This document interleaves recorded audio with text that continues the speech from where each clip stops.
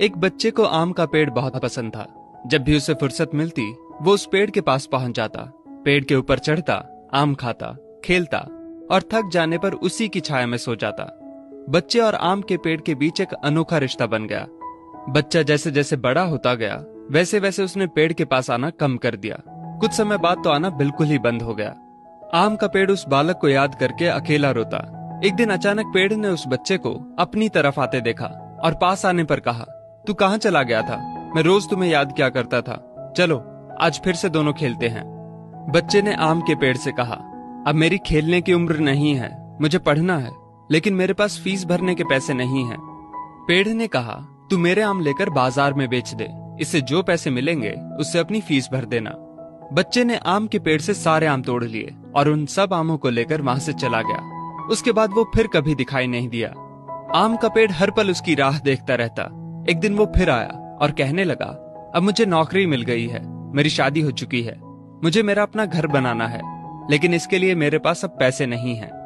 आम के पेड़ ने कहा, तू मेरी सभी डालियों को काट कर ले जा, उससे अपना घर बना ले। उस जवान लड़के ने पेड़ की सभी डालियां काट ली और लेकर चला गया। आम के पेड़ के पास अब कुछ नहीं था, वो बिल्कुल बंजर हो गया था, कोई उसे देखता भी नहीं था। पेड़ ने भी अब उम्मीद छोड़ दी थी कि वो लड़का उसके पास फिर आएगा। फिर एक दिन अचानक वहां एक बूढ़ा आदमी आया। उसने आम के पेड़ से कहा, शायद आपने मुझे पहचाना नहीं, मैं वही बालक हूँ जो बार बार आपके पास आता था और आप हमेशा अपने टुकड़े काट कर मेरी मदद करते थे। आम के पेड़ ने दुख के साथ कहा, पर बेटा मेरे पास अब ऐसा कुछ भी नहीं जो मैं तुम्हें दे सकूं। वृद्ध ने आंखों में आंसू लिए कहा, आज मैं आपसे कुछ लेने नहीं आया हूं, बल्कि मुझे आपके साथ जी भर के खेलना है, आपकी गोद में सिर रखकर सो जाना है। इतना कहकर वो आम के पेड़ से लिपट गया और आम के पेड़ की सूखी हुई डाली फिर से अंकुरित हो उठी।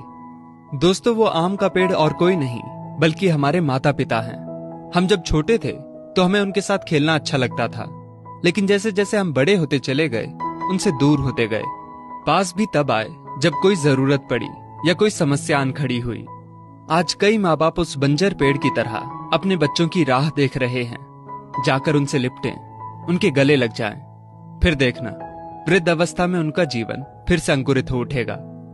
किसी कवि ने क्या खूब कहा है, बड़े बुजुर्गों की उंगलियों में कोई ताकत तो ना थी, मगर जब मेरा सिर झुका तो सिर पर रखे कांपते हाथों ने जमाने भर की दौलत दे दी।